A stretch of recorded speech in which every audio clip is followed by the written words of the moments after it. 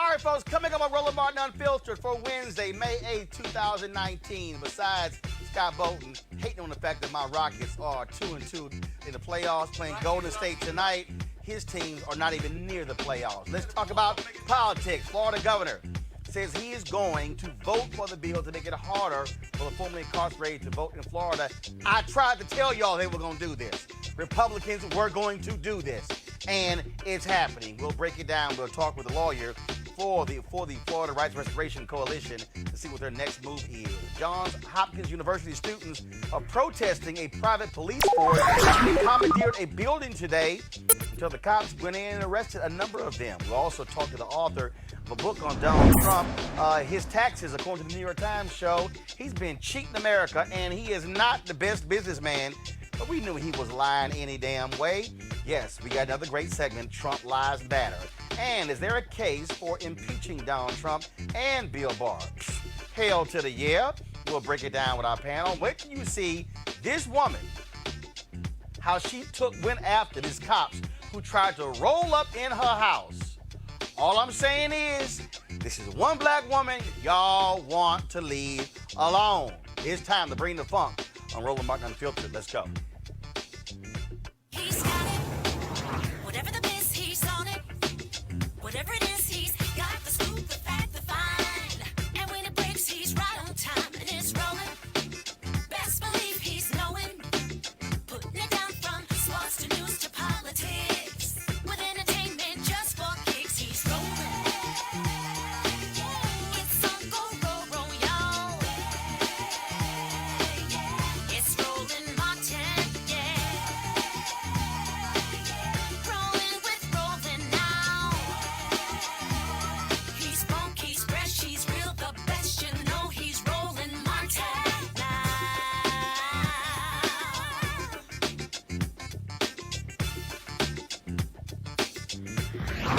Martin.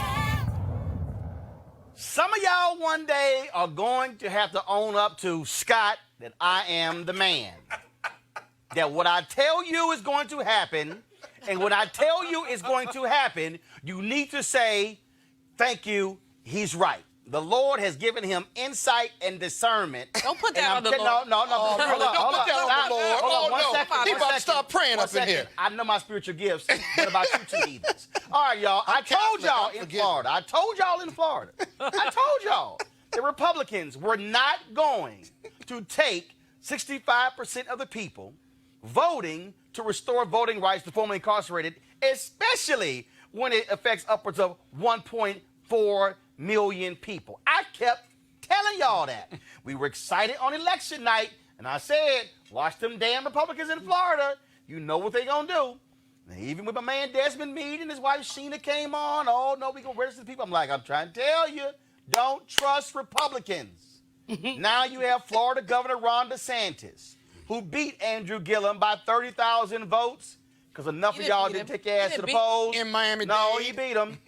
No, he didn't beat him. Only 57% of the people in Miami-Dade turned out. Exactly. Hello. That is the point. Yep. He has said today he will sign a bill that will require ex-felons to pay all financial obligations before they can vote. Now remember, again, Amendment 4 passed in November. 65%. Republicans and Democrats voted for it. But come January, all of a sudden Republicans are like, well, we're not quite sure. All these registrars don't really know what to do when they actually knew what to do. Just register the people. And I kept saying, don't trust them, don't trust them. So then what happened? The legislature, they come into session, and then the House then goes, oh, guess what? In order to say that you paid everything back, they passed a bill saying you must pay all fines and penalties before you get the right to vote. They passed it, then the Senate passed it. Now, after some modifications, the governor says he is indeed going to sign. In a moment, we're going to be talking with the political director for the Florida Rights Restoration Coalition. I want to break this down with my panel. A. Scott Bolton, former chair, National Bar Association Political Action Committee. Dr. Julian Malveaux, economist, president emerita of Bennett College. Michael Brown, former vice chair, DNC Finance Committee. I made this point, Michael and Scott, you are both lawyers. I think you're a lawyer, Scott. Michael, you're a lawyer, right? He's a real lawyer. I'm just a lobbyist. You're a lobbyist, but you got a law degree, right? But I can play lawyer. You got a law degree, right? So good. So I'll go to you I got first, a law Michael. practice. You gotta wait. Oh, You gotta God. You messing up my business. No, you gotta wait because you talk too much. So, See, Scott? Michael, Yes. here's what. So I believe that the Florida folks, again, they made a mistake when they went before. So what happened was they had to go through all this stuff to get the language approved. They went before the Supreme Court, and what came up before the Supreme Court was their lawyers essentially said, yeah, it might include having to pay back fines or whatever. Okay, but they immediately glossed over that. No big deal. Supreme Court approves the language. Republicans saw that as their opening, and they came back and they said, wait a minute. The lawyers for the coalition, they've already stated in court before the Supreme Court that it may mean paying back all of your fines. Now, do I believe the voters, their intent with Amendment 4 was that, yes, they immediately get their vote rights restored, Yes. but they left this opening, and that's what Republicans are riding on. This is going to go to court, but the problem is that their lawyers have already spoken on this before the Supreme Court. They may have accidentally given them their opening where this might be constitutional. They may have, and I haven't read the statute, the governing statute related to that in the state of Florida. Politically, it's going to be a problem. Legally, I don't know. Hopefully, that the statute has another loophole on the other side. But I don't. But did the legislation actually call for paying back the fees and the fines? Did the legislation call for it? No, the legislation did not call for it. Right. So, But the problem is it's again, it goes to intent. It goes to what was argued before the Supreme Court, and all the politicians are hanging their head on. Wait a minute, your own lawyers agreed that it might cover this, Scott. That may be a problem for them. Maybe it's called opening the door, but the real issue isn't whether is the new legislation, because the new legislation allows them for their debt to be forgiven, or it allows them to have the finances. If they owe the money, they can get it converted to community service. The Republicans are going to argue that it's not a poll tax, even though it looks like it and sounds like it, because you can do it through community service, or can be converted or be forgiven by the complaining witness that you allegedly owed the money to. That's the real defense that you've got to address on the Democratic side. I think they will, but if left to be the case, Michael's right, it's a real political problem for the Democrats and all the voters. The second argument is going to be that by allowing this or amending the legislation that has to be specific, that you are disenfranchising the 65% of Florida voters who actually voted for this. Look for those two arguments. I think the Democrats are going to win in the end, because the will of the voters was that these convicted felons who are out now should be allowed to vote. It's the will of the people. But the problem, though, Julian, is that you could tie this thing up into court. Yes. And it could affect the 2020 election. Only, hold on one second. Only if they get a stay. Otherwise, it'll run. I got you, but. But that is the issue indeed. If 1.4 million new voters, they're likely to lean Democrat, but they're not all Democratic voters. And so we need to have Republicans who are convicted felons to step up and say, look, I want my voting rights back too, because this is not necessarily partisan. But if they run this into 2020, obviously it will affect that election. But it may affect it one of two ways. If Democratic voters are sufficiently outraged by this, perhaps we'll get more than 57% turnout in a Broward County. If people look at it and say, or look, Miami-Dade. Yeah, it was Broward that was Miami-Dade that was 57%. Broward was around the same. Yeah, so, basically, if you could get up to a 65 to 70% turnout, no matter what happens, you basically will lean back Democratic. So this was the language. People be angry enough. Let me read the language. The language said, this amendment restores the voting rights of Floridians with felony convictions after they complete all terms of their sentence, including parole or probation. The amendment would not apply to those convicted of murder or sexual offenses who will continue to be permanently barred from voting unless the governor and cabinet vote to restore their voting rights on a case-by-case basis. The issue here is after they complete all terms of their sentence, including parole or probation. And fines. Don't But say that it. doesn't say that. It says all terms. And No, that's okay, hold on. So if you're convicted, Okay, hold on. That's why I read it. I read it. I just want to make it clear. You ain't got to make it clear because I made it clear. Oh, I'm sorry. You got a It's Houston crystal shirt clear. on. It says, after they Scott, you talk complete. too much. Yes, he does. After they complete all terms of their sentence, including parole or probation. It does not say fine. No, wait a Doesn't minute. have Wait, to. one It says second. all. One second. What Republicans are arguing is that okay, fine is a term. all terms is that when you get sentenced and the judge says this is what your sentence is, they are arguing that fines or restitution to the victims all falls under all terms.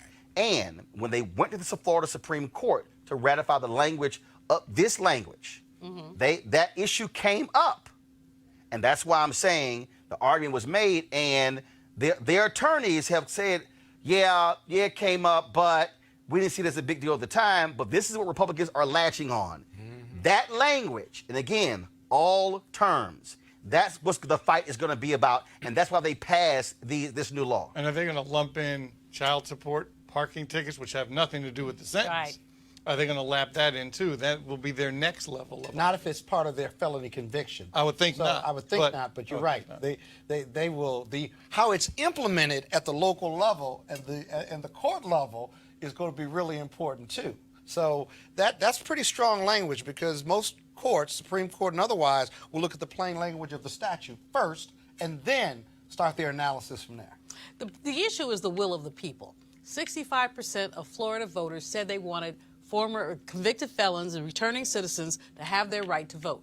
The citizens are being completely, basically zeroed out by the legislature. So but of course, both the Senate and the House, the lower house in Florida, are Republican controlled, and they're running roughshod over people's rights. And this so reminds me, Roland, of the post-Reconstruction era and the ways that basically black folks' voting rights were eviscerated. Here we go again with the court manipulations, legislative manipulations, other ways. Now, all these folks are not black, but it's a way of ensuring that the powerful maintain But the power. legislative intent is on the plain language of the statute, But all terms. And so But I think you're going to have an up here battle. I understand the will of the people because I first argued that. But as you look at the plain language, the legislative intent of Democrats and Republicans who represent the voters was that all terms shall be met. Then you This can vote. is a poll tax, you know. May be. It Go is ahead. a poll But it's a tax. legal And one. No, well, poll taxes by law. It's a legal one. Poll taxes are illegal, Scott. I mean, I know you think you're a brilliant legal mind, and sometimes I rely on why that. is my But right this professionalism minute, under my attack brother, on this right show? this because you put it out there. Because you put it out there. If you didn't put it out there, nobody would It's be the bothering plain you. language of the statute. No. Again, no, that's not true. You keep saying it's the plain language, but it's not plain. You just read it. No. Let me reiterate again. I need you to hear. I need you to listen. He can't listen. He's He can't listen because he's talking. What happened here was Houston, sir, the, is the folks who are behind this amendment, they thought it was plain. What I kept saying is, don't trust Republicans. What we have seen by Republican legislatures in Utah when it came to Medicaid expansion, we've seen by Republican legislatures in Maine, in Wyoming, in Michigan, in North Dakota, all across the country, they literally are blowing off initiatives voted on by the people. They were in search of all of these loopholes. And that's what they found. And so that's where we sort of now stand. And so the problem now comes to, what is all terms? Does it boil down to you're out, and even if like one woman, and it was a white woman who owed like $57,000, and she said, well, this is grossly unfair that I can't vote until I pay back the $57,000. Republicans are saying, oh, no, you got to pay everything back. But the voters were thinking, no, once you are out, and if you haven't committed murder, you haven't raped anybody. In fact, again, how Republicans operate. I'm going to read a story here. This is from the Washington Post. An earlier version of the bill, again, this is how, and I keep telling people, y'all need to understand, Republicans don't believe in playing fair. No, they don't. believe in power and believe in winning. winning, yep. Okay, and an earlier, here we go to my iPad, one early GOP proposal prompted an uproar by broadly defining sexual offenses to include, in addition to violent crimes, video voyeurism, lewd exhibition, prostitution, and locating an adult entertainment store within 2,500 feet of a school. That wasn't included, but I need people to understand this is what they do. They saw the opening and were like, okay, let's try to limit as many people as possible because they don't want that 1.4 million to register, because that immediately changes Florida electoral politics. And Mike, they understand Donald Trump won Florida last time. This, if they allow it to register, could flip that entire state. And the supermajority they have in the legislature could be in danger. Those folks are voting in local districts. I happened to be on the show that night. I forget the gentleman who was one of the organizers. Desmond Meade, yes. who organized it all. And we told them that they had too many black faces as the front for this effort. And it's not just black people in Florida that are felons. You needed to diversify who the message was, because you got a lot of white families out there that want their children to be able to vote. Well, not just and they had white folks. They had white folks who were out there as well. They did. At least half of the felons are not black. At least half of them are not black. You know, when you look at incarceration, et cetera, when you look at parole, probation, et cetera, and I would say that 60% of them are white people. But here is, again, though, how media matters. So, for instance, you look at the First Step Act, okay? Trump has portrayed that as that's going to help the black community. And the people who support the First Step Act have been going along with it. I've been going, hey, it's some white folks who qualify under the First Step Act. Come on. So the problem is, when you, to Michael's point, and he's correct, when we have these discussions about criminal justice reform, I understand why we, as African Americans, look at this totally different, because we understand it disproportionately affects us. But the problem is, when you have initiatives like this here, how white folks view it, all of a sudden it becomes, oh, that's that black law. And you're absolutely right. That's why it was important when I had a video of a white woman who said, hey, I owe $57,000. This affects me. That's going to be one of those keys going forward in terms of who is out there communicating on this. And so it's going to be, I just need our people to understand, they are not going to play fair. They're not. Right. They're not going to play fair. Republicans are hell-bent. Y'all need the never-Trumpers. It's a small number. You look at folks like Eric Erickson from Georgia, who did not support Donald Trump in the last election, who's already said he will vote for him again. Why? Because he's supporting the policies that they also want. You look at what they just confirmed another judge lifetime appointment. They have no intentions on playing fair. We better be fully prepared for an absolute assault on voting and voter suppression by Republicans nationwide. We need to look back again at the post-Reconstruction era and look at the ways, the chicanery, the ways of white supremacy were elevated. Just yesterday, Roland, that man who lives in a house that enslaved people built, proposed a new set of regs around what poverty meant. And so they want to narrow the definition of poverty. A poverty line for a family of four is $25,900, right, something like that. But they want to basically narrow that so that fewer people will qualify for public assistance. He has made several comments about the fact that so-called able-bodied people are receiving assistance. So if he gets reelected, this man is going to have a romp. A romp. Oh, no. Steve Bannon has already said, you have not seen an unhinged Donald Trump. He said if he gets a second term, he is going hard.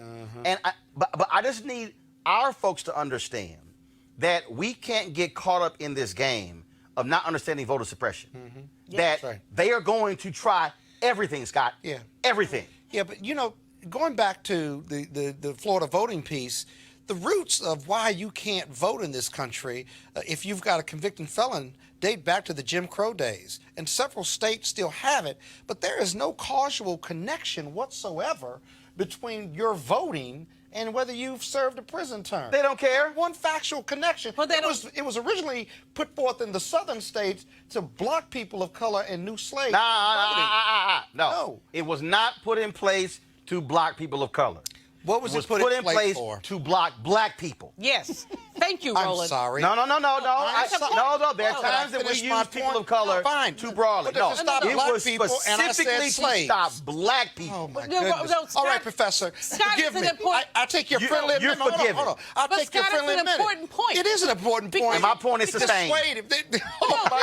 Somebody sent him to law school. Sustained. I'm out of here. Julian. Here's the point. We keep saying people of color to dilute the attacks on black people. Black. Black.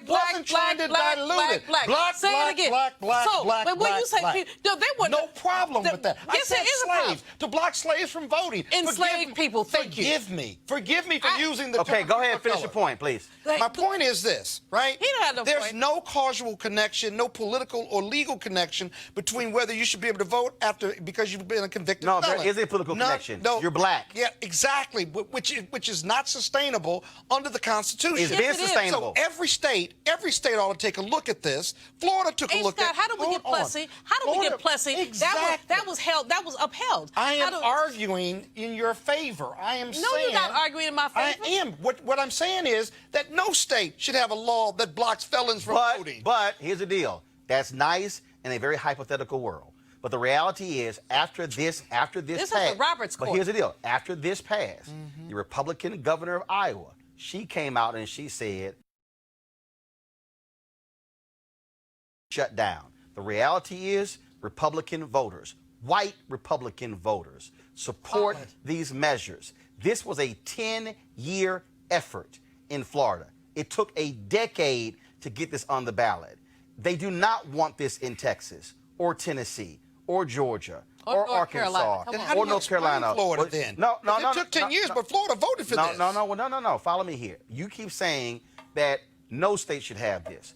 What I'm saying is this, Michael, is in the interest of Republicans to keep fewer folks voting, and they do not want to see, especially black folks, but even others voting. They don't want to do it.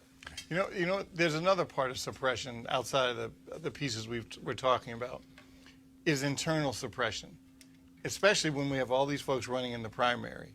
If your person doesn't win, you're upset, you take your ball to go home, and you don't come out for the general.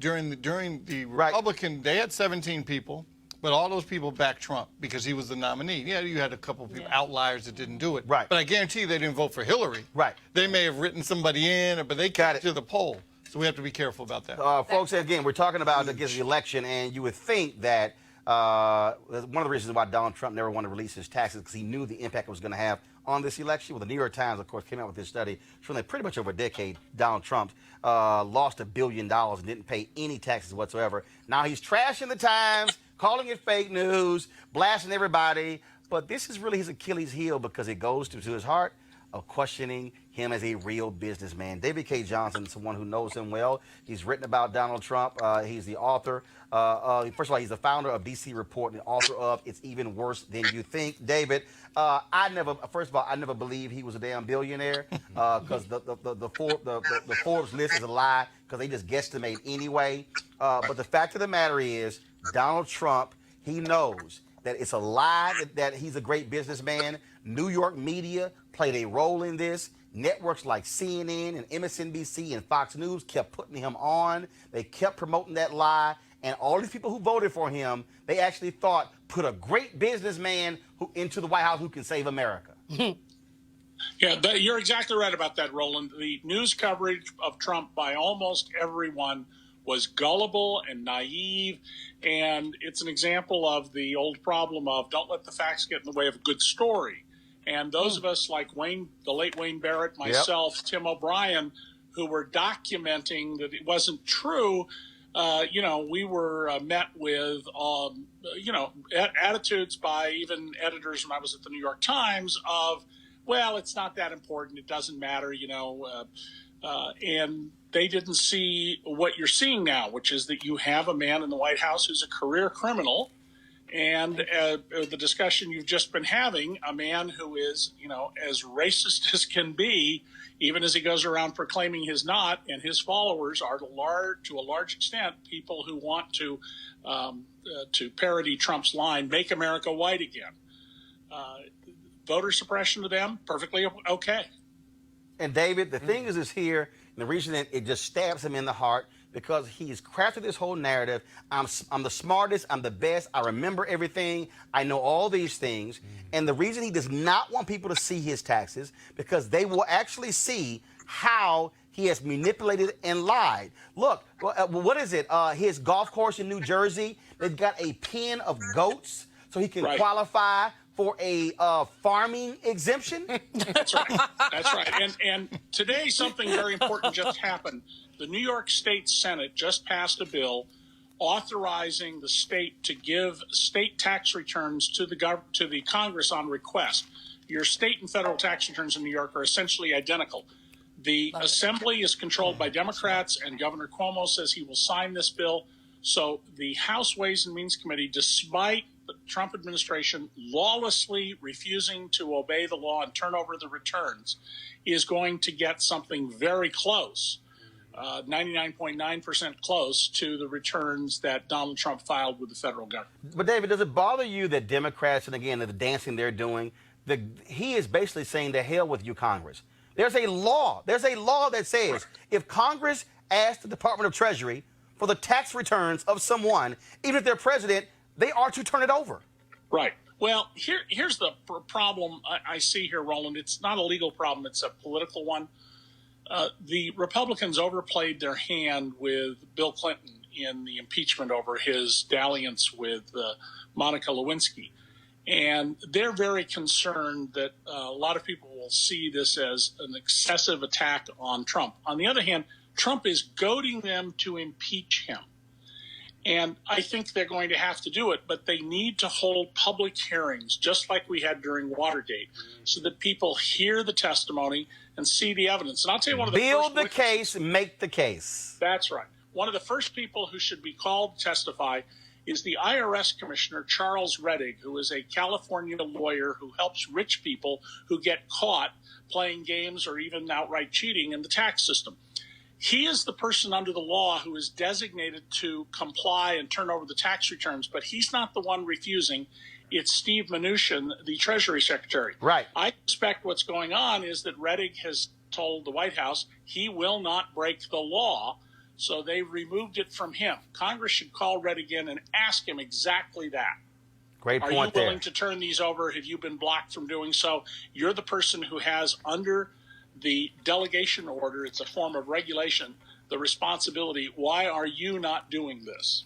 Last question for you, David. I tweeted about this earlier today, and Priscilla O'Brien was highly critical of these networks who kept putting him on. When I was at CNN, an executive vice president who is still there, I said on the air, I said, Donald Trump has no business being on this air talking about business. There are other CEOs that we can get. I said, when he's on CNN, we should run across the bottom that says, this is for entertainment purposes only. Ken Jouts sent me an email and said, do not criticize when Donald Trump is coming on our air. And I said, no. And that was my point. Wolf Blitzer will go interview Donald Trump at his tower. And I went to his booker, and I said to her, what the hell are y'all doing? I said, oh, no, but he's great for ratings. I said, he doesn't know what the hell he's talking about. National media fell for this, and they created this monster that he is basically the best businessman in America. And not a single one of these networks and executives has said, we apologize for not listening to folks like you and Wayne and others where the truth was there. They fell for the okie doke, and they should be ashamed of themselves. Well, and especially culpable here is my former newspaper, the New York Times. As soon as Donald announced in 2015, I said to myself, oh, my God, he just might pull this off. I dropped what I was doing, which was finishing a book proposing a whole new federal tax system, and went to work on this. And there's an article in the Columbia Journalism Review either today or yesterday pointing out that I was virtually alone out there saying, you need to be asking as journalists the following questions. There were 21 questions I pressed. Nobody did. And the New York Times in particular bears a burden here because every important news person in the country, the first thing they do in the morning is they read the New York Times. And the Times failed to investigate Trump because the attitude among those editors whom I know was everybody knows he's a crook and a charlatan. Well, no, people don't know that outside of Manhattan. Right. There you go. Well, David K. Johnson, you've been doing a great job. Again, folks, D.C. Report, the author of It's Even Worse Than You Think. We appreciate it, David. Thanks a lot. Thank you, Roland. Go to our panel here. Again, he's a fraud. Donald Trump is a fraud. He is not an excellent businessman. The New York Times report shows that he was lying when he would go out there and say, oh, I'm going to go buy this company, and the stock would go up. Then all of a sudden, he would then cash out by causing it to go up. He didn't have the money. Banks in this country wouldn't lend him the money. Right. Now, Deutsche Bank was really the only bank that was out there willing to give him the money. And all these white folks out there running around, oh, yeah, time for us to have a businessman who is the president. First of all, let me remind y'all, George W. Bush was the first president with an MBA. How did that go? I thought so. It plunged us into a deep recession that was damn near close to a depression. And that's what President Barack Obama inherited when he took over, when he actually pulled us out of that funk and handed Donald Trump a pristine working economy, which he swears that he actually built and created, which he calls the greatest any president has ever done, ever, because he's the smartest. And Julian, this is, again, it was the narrative. Yes. And the media helped create the narrative that he was this unbelievable smart guy. You know, investigative reporters dropped the ball completely. There were every indication when he was running. I said, when he said he would not release his tax returns the first time because he was under audit. Under audit, you can still release the return.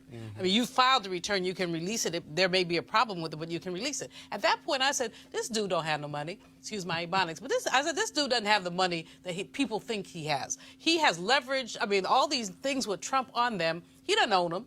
He's licensed his name. Right. So basically, he's two steps up from a hoe. I mean, licensed his name and not really actually done very much else. Then, well, let me not go there. I was about to start talking about Ivanka, but that wouldn't be nice. I could do a lot with that. I'm glad you moved on. But go finish. Go ahead. The point here, Roland, at the end of the day is his financial vulnerability makes it easy for Russia to prey on him.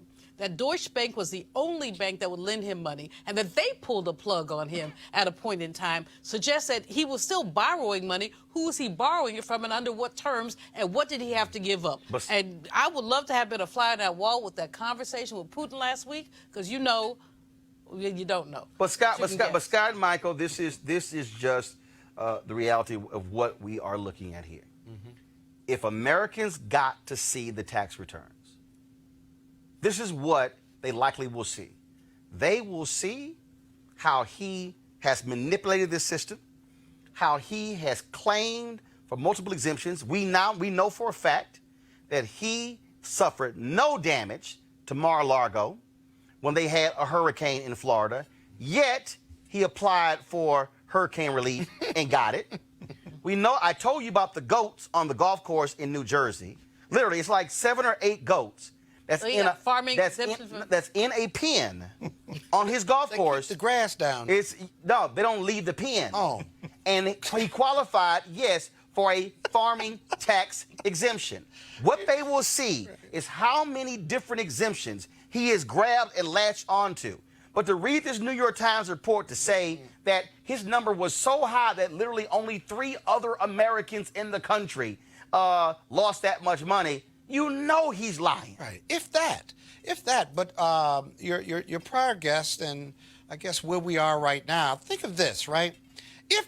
This is about his ego more than anything. The amount of money he's worth and the narrative. His ego should have kept him out the race. Probably, but he's in it and he won it. The reality is, or allegedly won it, but the reality is this. Let's say you got the tax returns. And the tax returns showed that he was worth $1 million, or let's say $100 million, right?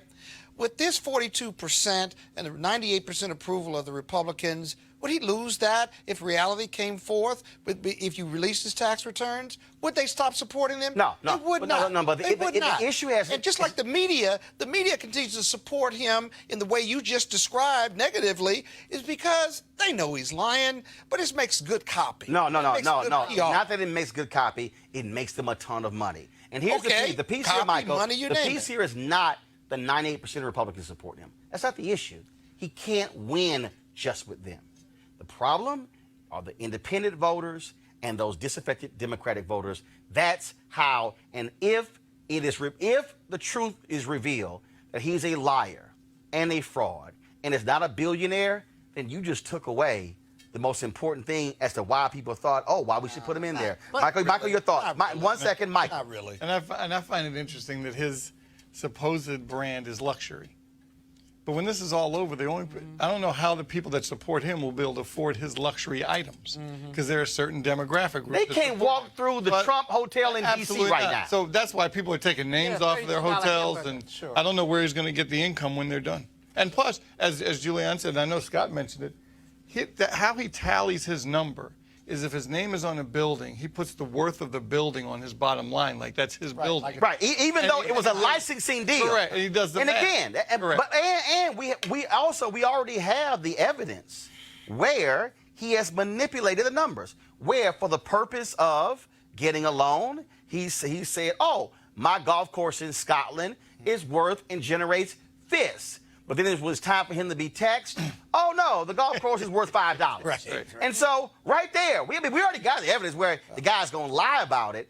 And he is going to go to the mat, and he is going to take this tax deal all the way to the Supreme Court.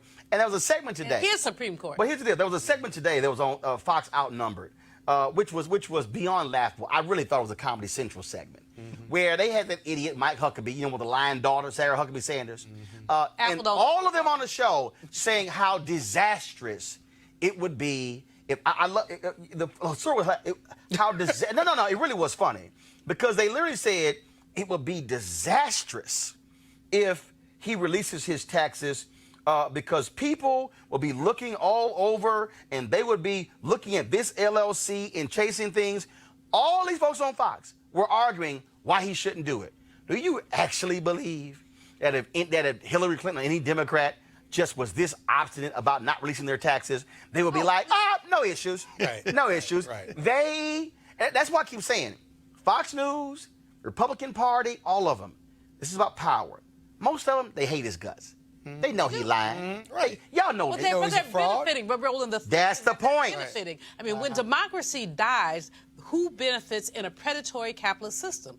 The predatory capitalists. So even though these people wouldn't have dinner with him, can't stand him, they basically see their profits rising. You see the stock market rising until he started fooling with Chinese terrorists. That's another story. But you see people benefiting, and so people are benefiting, and they'll just ignore all his ignorance, his crudeness, his lies, his perfidy. They ignore all of that because they know that they're making money. So let's talk about lies. Today, the House Judiciary Committee approved holding Attorney General William Barr in contempt. Now, of course, he has refused to testify before them as a disastrous testimony before the Senate committee because he didn't like the fact that Chairman Jerry Nadler says you would be questioned by staff attorneys. Barr believes that is beneath him, so therefore he should not have to answer their questions. Now, Donald Trump, actually, I love this one here. So he's claiming executive privilege over the entire Mueller report. Didn't the report get released? So exactly how do you claim executive privilege over something that's already been released? Okay, these people are so the House committee they have actually voted along party lines against Bill Barr, and now of course is going to go to the full House for a vote. To our question, and again, is to hold Barr in contempt. Now, remember, Republicans love sitting here talking about Eric Holder, and when they held him in contempt, and he was the first Attorney General being held in contempt. Looks like we might have our second, and they're just beside themselves. Now, they loved it when Eric Holder was held in contempt, but now they're just beside themselves on the issue. But it does raise the issue that David K. Johnston talked about, and that is the issue of impeachment. You got Speaker Nancy Pelosi, who has been dancing around this issue. She's like, hey, you know what? We don't want to impeach that. She's calling this thing self-impeachment. I don't know what the hell that means, and all this sort of stuff along those lines. So I'll ask the three of you. Is it a dangerous path for Democrats to proceed to have impeachment hearings for Barr and or Trump, or are they being too scared and too timid and saying, well, let's just have the election, and so we'll do enough, but we won't go all the way. Yeah, the impeachment process is not a partisan or political process. The Democrats are treating it that way. They're looking at the 52%. So what is it? It is an enforcement process to take the desire of the will of the people who put the president or who put Barr in office and to remove them as part of the process. No, that's not what it is. That's exactly what it is. First of all, impeachment the impeachment process Scott, would remove Scott, indict him and then remove him. First, the impeachment is in the Constitution. Exactly. Two, it's the law. No, the body that impeaches him is the House. The body that convicts or acquits the Senate. That's a political process. Second of all, high crimes and misdemeanors are not defined as criminal acts. Congress can define them any way they choose. That's a political process. Inherent in misdemeanors and high crimes are that you've committed high crimes and misdemeanors. But it's not defined. The point is, it is a political process, not a legal. Here's the deal. The decision to impeach is being treated by the Democrats, whether to impeach or not, right, as some type of political doctrine or process. And what I'm saying to you, if you would let me finish, it may be a political in nature, but the decision to impeach or not is they're testing the political winds. And what I'm saying is that it's not a political decision per se that you test the political winds. If there are high crimes and misdemeanors, if he has violated a subpoena, if they have not shown up, then they do define what should be impeachable or not. And the decision to impeach and to begin the process, despite what the Senate won't do, and that is they won't convict him, as part of the Constitution and for the betterment of America, they've got to go through this process. And again, for the people who don't understand any of this, again, you have House and the Senate with two different roles, Mike. House impeaches. The actual trial is in terms of whether they're found guilty or not in the Senate. But here's the difference. And each vote, by the way. Each vote. But here's the difference that people have to also understand. When you talk about testing the political wind, they did during Watergate. You have never seen, first of all, the American public has never said, yeah, impeach. No one, impeachment in the Constitution, it is the upper echelon, the absolute last resort. Right. Watergate, you look at the polling done, it wasn't 50, 70% people said impeach Richard Nixon. No, it was in the low 20s and 30s until there were hearings. And when there were hearings, and they begin to hear testimony, and there begin to be witnesses, and in every action, all of a sudden, Michael, you saw numbers go up. And then all of a sudden, it reached a point where Howard Baker and the Republicans walked to 1600 Pennsylvania and said, it's time for you to go. Because after these hearings, dude, we can't vote for you. And that's why Nixon resigned, because he knew there was going to be a vote he was going to lose. And so, what Democrats, they're scared, Michael, because they're going, oh, well, this happened with Bill Clinton. His poll numbers went up. That was sex. This is absolute contempt, lying, pressuring. This is a thug in the White House. And one of the differences is that during the Nixon hearings, folks showed up. What is the remedy the way Trump has designed it? To not let anybody show up. Boom. So and as being a party loyalist, I get that Speaker says, well, it's dangerous and we don't want his base to be riled up. His base is already going to be already. Yeah. That to me is not. They've been riled up. And you can't also say, oh, well, the Senate's not going to remove him, so why do it? That's also not the answer. Of course it is. Did the Senate remove Bill Clinton? Nope. No. So the problem, and guess what, Nancy Pelosi? Your job is not what the Senate does, Julian. Your job is you are the Speaker of the House. Right. Your job is to do your job. She can make the same argument that any bill that we pass in the House, Mitch McConnell is never going to bring up, so why in the hell waste any time even bringing the bill up? So guess what? I'm just going to sit here as Speaker of the House and go, hey, Mitch, let me know what you agree with, then I'll go ahead and move the bill. Otherwise, we're wasting time. Her argument is weak. But before you answer, I'm sorry. That's what I think her definition of self-impeachment is. if he's going to do all this, we got to impeach him. Yeah, he's goading. She's giving herself an out. He's goading Which he the sees House. as a plus. Correct. He's goading the House into impeachment because he refuses to be responsive. A. Scott had a great piece, unfortunately, on the Fox News channel, but a great piece that talked about the reasons for impeachment. No, this man he's like a little kid saying, "Nya, nya, nya, nya, nya," you know, do it. I dare you to cross that line. And basically, at this point, Nancy Pelosi, my buddy, my homegirl, all of that, San Francisco Democrat, for all that stuff, but she is basically wussing out, but she's allowing. As she said, self-impeachment is you keep disrespecting Congress, and we have no choice but to impeach your hind parts. And basically, at this point, he almost has given them no choice. The inappropriate invocation of executive privilege at this time is absolutely wrong. His exhortation I'm not sure he has the that privilege to do that. No, let me just go ahead. McGrath, that he does not want McGrath to testify, that he's attempting to... McGahn. I'm sorry. He doesn't want McGahn, doesn't want Mueller, doesn't want... Look, And Barr... but we got to go ahead and cut to the chase because, look, I've never self-identified, unlike y'all three, as being with any party. See, I can go ahead and say it. Democrat are some punk asses. No, I'm going to go ahead and say it. They some punk asses. Well, what- No, let me Where's your unpack it. registered No, let me unpack it. I don't disagree with you, They Roland. some punk I asses. disagree They some punk asses because here's the deal, okay? Here's the reality, all right? Today, they approved another judge over the objections of both U.S. senators in New York. Third time in history has happened. The other two times, Mitch McConnell did the same thing. Republicans are like, you know what? I know there's a blue slip rule. I know if you're a Democrat and you're a Republican and Scott, you're from the state and you put a blue slip in, we'll honor that as a rule and we'll go ahead and not bring the person up. Mitch McConnell's like, the hell with you, I'm gonna go ahead and bring it up. Okay? In fact, wait a minute, hold on. In fact, wait a minute, Wisconsin, they got a Democrat senator and a Republican senator. The two of them didn't agree. He was like, you know what? Y'all kiss my ass. We're gonna put him up anyway. He didn't care about Rob Johnson. Here's the point I'm making. Republicans are about absolute power.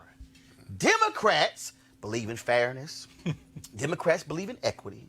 Democrats believe in the right thing to do. Democrats believe in what will they say. Republicans like, I don't give a damn what they're going to say. We're going to do whatever. And then when we do it and get caught out on it, we're going to say whatever. And my point is, at some point, if you're Democrats and you got the House, you've been hearing Maxine Waters say, I got the gavel, and I'm going to use it. This is where all this little dance Nadler's doing, no. This is where you got to say, no, we about to go medieval on that ass. You're absolutely right. I mean, the fact is that you have... I've never heard it put that way, but I get your point. But, you know, the fact is that you've got these people like Maxine, like Elijah Cummings. You've got these new people like AOC and Ayanna Pressley. You've got folks who are saying, look, this man has consistently disrespected us, and there we have remedies. And Nancy Pelosi, for all her good points, is as you said, Scott, finger in the wind. The challenge is that we shouldn't be looking at what happens in the 2020 election. We should be looking at what's happening right this Right. And I'm telling you, Michael, I'm telling you, I need people to understand this. This man is passing tax cuts. He is putting these judges on. You got Franklin Graham out there who don't care about him cheating, who don't care about that. They do not care. He is given the right. Whatever they want, they are going to excuse everything, and they are going to vote for him. Because you know what this was the argument is going to be. It was the same argument it was in 2016. Yeah, we know he's a piece of crap. Yeah, we know he's a womanizer. We know he disrespects women. But if Hillary president, oh, well, she gonna pass. I don't care who the Democrat is. It can be Biden, Harris, Warren, Buttigieg. It can be O'Rourke, Castro. It can be Klobuchar. It can be Gabbard. It can be the other 29 people who are running. It can be any of them. Republicans are gonna say, hey, Donald Trump, we can't stand. Is better than any Democrat we kind of like. Because of predatory capitalism. Because of predatory capitalism. Well, not just that, but also race. Predatory capitalism. We're not socialists. They are socialists. It's an attempt to extract that last dollar from a working person. The fact that these regulations, Scott, I know that you are a petty capitalist. I realize that, and that's a good thing. Hold up. No. let me say this here. I'm gonna quote John Hope Franklin. Damn it, you got to be a capitalist to be a damn good socialist. Okay? Guess what? You got hold up. If you want to give some money away, hell, you got to make some damn money to give it away. But go ahead. But okay, so Scott was I'm just saying. So Scott's gonna give me a bunch of money when the show is over with. But no, here's the point though. These people are looking at their bottom line. It has nothing to do with principle. It has nothing to do with democracy. It has to do with the extraction of surplus value from poor people. And when you look at the minimum wage That's bill, all they care about. the minimum wage bill is going to pass Congress. It's not going to go through the Senate, but they're not going to stop on that. They should put it out there. There's other legislation that they need to put out there. So quite frankly, if you're going to put all that legislation out there, knowing what kind of Senate you face, why not do impeachment?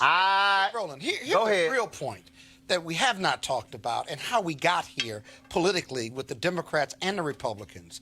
What happened to the Republican Party? We ain't got time for that. We ain't got time for that. Other Republicans. We ain't got no. They're not there. So where did they go? No. I think that is the stupidest conversation we always have. Poor baby. We keep saying it is stupid. It is You know stupid. why it's stupid? They should put Because it country is ahead a of partisanship. it is a But they're not gonna do philosophical. Oh, what happened to him? What happened to him? Easy, the same Jack damn Kemp thing. died. Who took his place? First of Nobody. all, Jack Kemp had no place. Yes, he Jack did. Kemp was a member of Congress. He was in the House and He became ran for the Secretary of HUD. presidency He and ran and got his Secretary of ass HUD. whooped. Okay? Yeah, They didn't he care about did. Jack Kemp. So they there's didn't no care. Republican statesmen in the country right now, No. in the House or Senate. No. No, That's there our aren't. problem. That's one of our They ain't problems. our problem. That's their One of problem. our problems. No, I Because- keep telling you, because they keep they putting care, politics about- Michael. They care about power, and Okay. how they have defined power is this way. They don't care about the country? They have defined. Apparently Nope. not. You can't rely on them to care This about is the what they country. said, No, Mike. you I'm can't. talking to Michael. Michael, this is what they've said.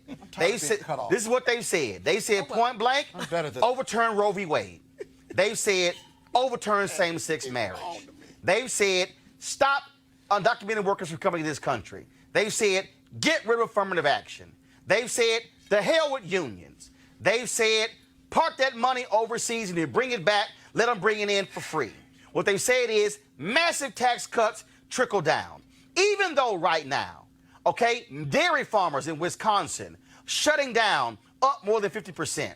Farmers in Iowa getting screwed. In fact, a group of scientists in the U.S. Department of Agriculture have quit because the Trump administration has blocked them out because they dared to release a report that showed that his tax cuts have had a negative impact on farmers. And so they basically blocked them out and they quit.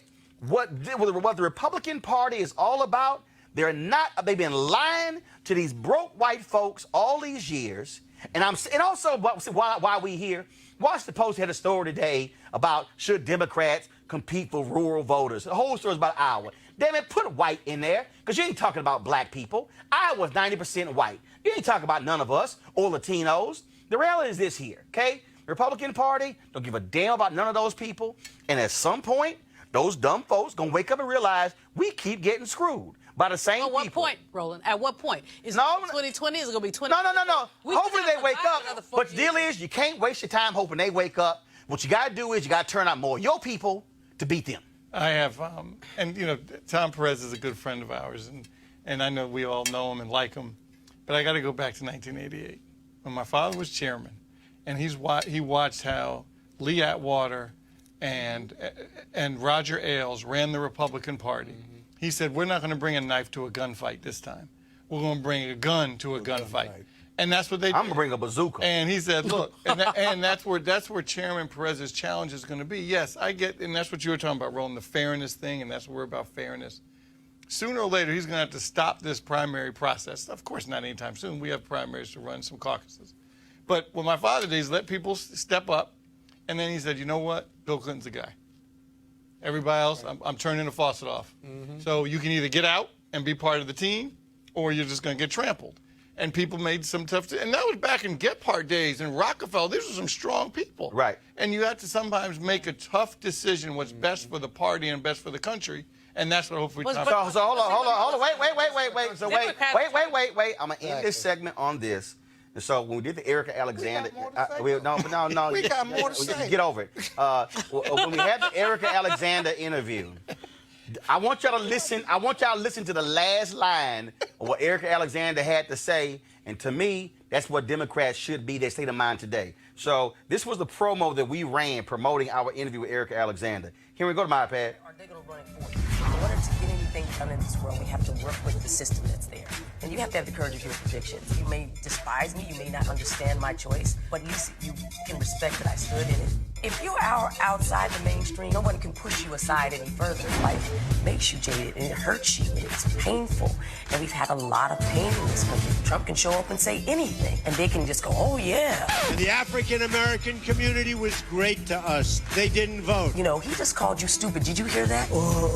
But he's for us. Really? And they were just regurgitating the things that they had heard on a radio or in the barbershop or something somebody had told them. They hadn't thought about it. Democracy is in danger because people don't know how to think. I'm done with trying to convince people to try to vote for their, for their life. You have to run for your life. I'm going to go try to get people who are open to it and lead them. I'm done with hope.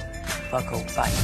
That's it. Y'all hear that? Did y'all hear that last line? That should be on a T-shirt. Fuck hope, fight. That's what she said. I didn't understand.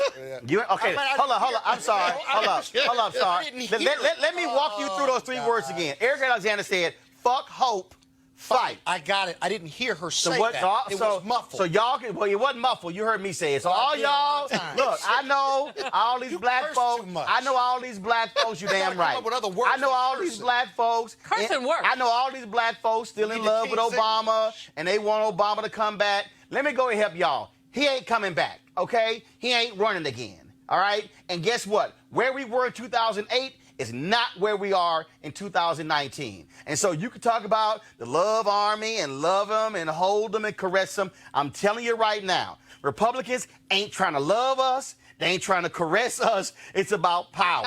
And you better understand what Michael said. When you come into a gunfight, I advise you to bring a gun. And in my case, bring a bazooka. Or like an automatic. I'm blowing out a bazooka. I'm blowing the whole side of the whole side away, not just that one person. Because I'm telling y'all, mark my words. If y'all think I'm crazy, write it down. Today is May 8th, 6:59 p.m. The Republican Party, they will do everything to win next year. Period. Yeah, that's true. I gotta play this video, y'all. So we saw this video. First of all, I ain't realized somebody black lived in Montana. That's one. That's one. There's a sister named Angela Whitehead. These cops from the Billings, Montana Police Department walked into her apartment without asking Angela's permission. They didn't knock on the door. Woo! Check out Angela. He can't. You cannot come in my home. I did not give him permission. You did not. He was. Thank you. So no, it's an altercation. There was no altercation. I don't give a damn what you heard. I don't give a damn what you heard. You understand what I'm saying? No, because this is my home and this is my property, and I'm telling you to leave my home. That's what I'm telling you. This is my house. I pay these people. You crazy? At your head coming up in my house? You must be crazy coming up in here. Talking about you heard something. You heard me talking. I talk loud and I'm aggressive. And guess what? You did not knock on my door. There's no weapons here. There's nothing going on here. And you are violating my rights, sweetheart. Right. Now, tell me that I'm fucking wrong. You can't, because I'm not wrong. You do not come in my home without my permission. Period. When I get called, I don't care what you got. Hey, I don't care. I don't care what you got. Because guess what? If I hadn't just came in the house and smoking a cigarette, this door would have been closed and your ass would have had to knock. You do not fucking come in my house without my permission. With your white ass, and I'm black, and I'm scared of you. So guess I don't care. Right. I don't want to hear it. I don't want to hear it. That's why you're screaming. I'm screaming because so I'm screaming because you're in my space. This is my home. This is where my kids live. How I know you wasn't coming up here with a fucking gun? Black people killer? How do I know that? I don't. So guess what? I'm aggressive. I'm being hostile, like you guys call us, because you done came up in my home. Stop playing. You got the wrong black girl on the right day, baby. What do you want? What do you want? Goodbye. I know my rights. They cannot walk in my home. Because if this door was closed, they would have had to knock. Don't No. ever do that again. Thank you. They left out the motherfucker. And she closed. Oh, man. Okay, y'all edited the good part out. All right, let me go ahead and do it, okay? So it's a brother who's off. Oh, I can't believe y'all edited the good part. Oh, man. It's a brother who's off screen. He's trying to be reasonable. Sir, she's like, shut up. It's my house. Turn back to the cop. She jumped in the cop's ass. Brother start talking. Kevin, shut up. Y'all left the good stuff out. It was a brother was trying to calm her. She was like, shut up. That's why I run this house. No, she said, I run this house. I pay the what she bill. said. And then it was, dog, she said it. Did she really? Bruh. She said, I pay the bill. She's like, Kevin, shut the hell up. Yeah, she did. That's my cousin. my I'm claiming her. She a member of my family. No, but she was, that's you heard a noise. Oh, God. And you gonna walk into the apartment? Not knock. Not. Just walk in. Two Hey. white policemen. Hey now. We know who need to run for Congress from Montana. Right? And that'd be her campaign video. But they stood in the video and they didn't say anything. And then they left. And then they left. And at the end, you didn't hear the other part at the end where the cop said, well, ma'am, you really should take his advice. Listen to him. She's like, hell no. Out. But I'm with her. We need to replicate that. But she sister. was right, actually. That's why they just stood there, because they were trying to figure out a way to gracefully to de-escalate and just walk out. Eventually, they just backed out.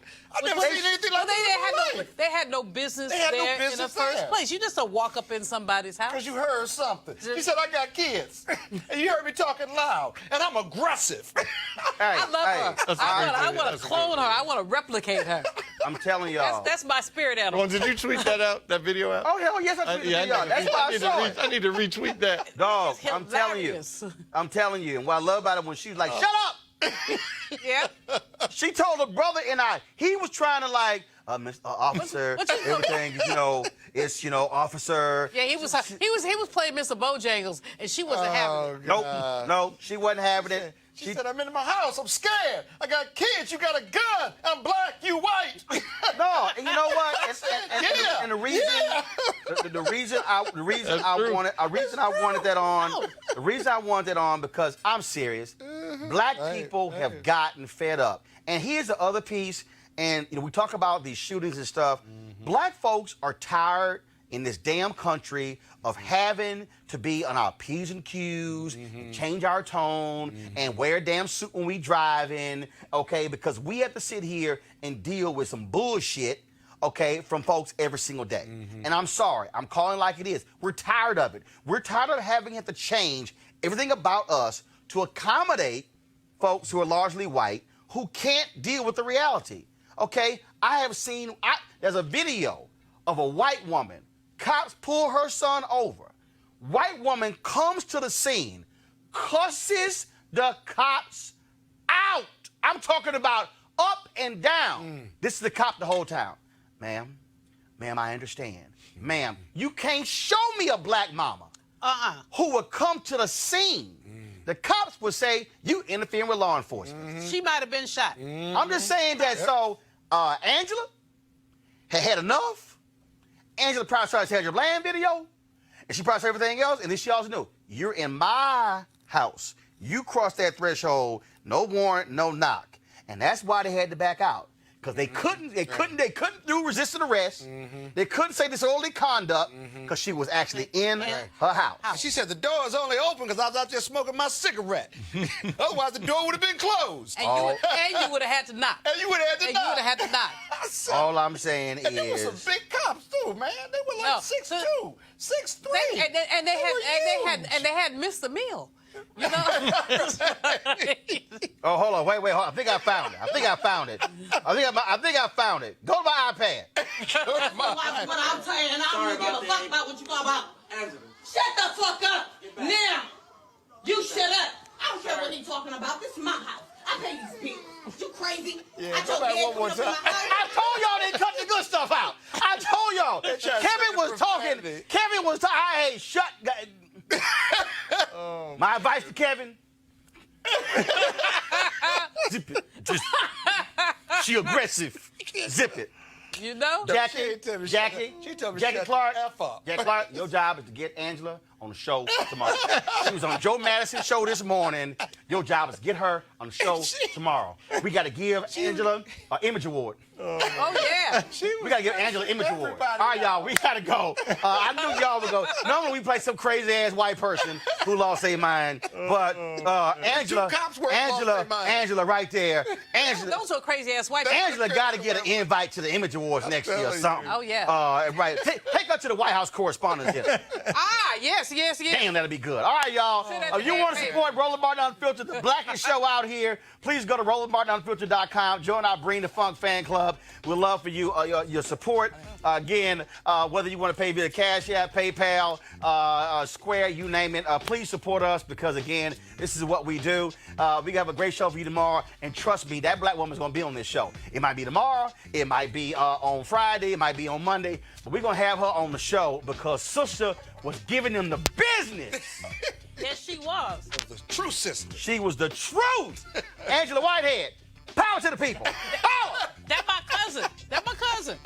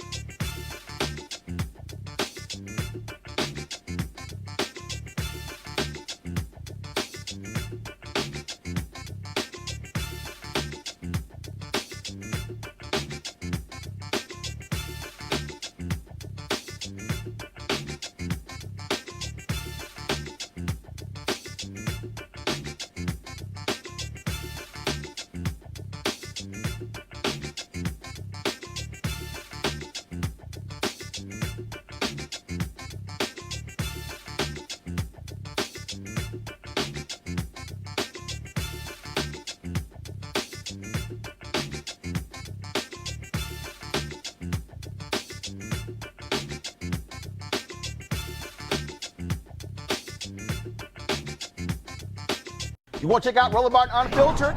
YouTube.com/Roland S. Martin. And subscribe to our YouTube channel. There's only one daily digital show out here that keeps it black and keep it real. It's Roland Martin Unfiltered. See that name right there?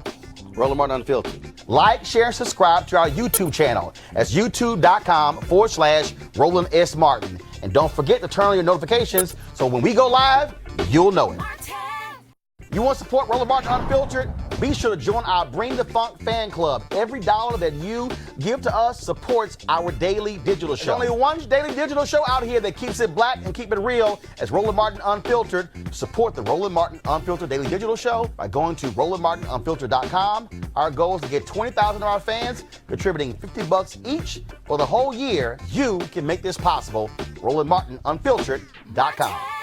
Hey fam, want to check out Roland Martin Unfiltered? The blackest show on all of digital, cable, and broadcast. Check out our audio podcast. There's only one daily digital show out here that keeps it black and keep it real. It's Roland Martin Unfiltered. Press play.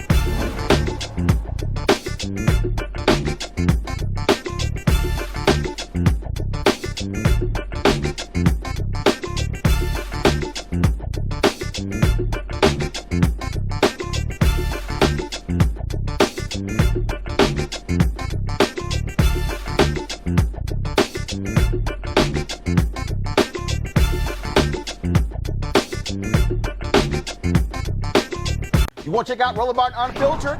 YouTube.com/Roland S. Martin. And subscribe to our YouTube channel. There's only one daily digital show out here that keeps it black and keep it real. It's Roland Martin Unfiltered. See that name right there? Roland Martin Unfiltered. Like, share, and subscribe to our YouTube channel. That's YouTube.com/Roland S. Martin. And don't forget to turn on your notifications so when we go live, you'll know it. Hey fam, want to check out Roland Martin Unfiltered? The blackest show on all of digital, cable, and broadcast. Check out our audio podcast. There's only one daily digital show out here that keeps it black and keep it real. It's Roland Martin Unfiltered. Press play.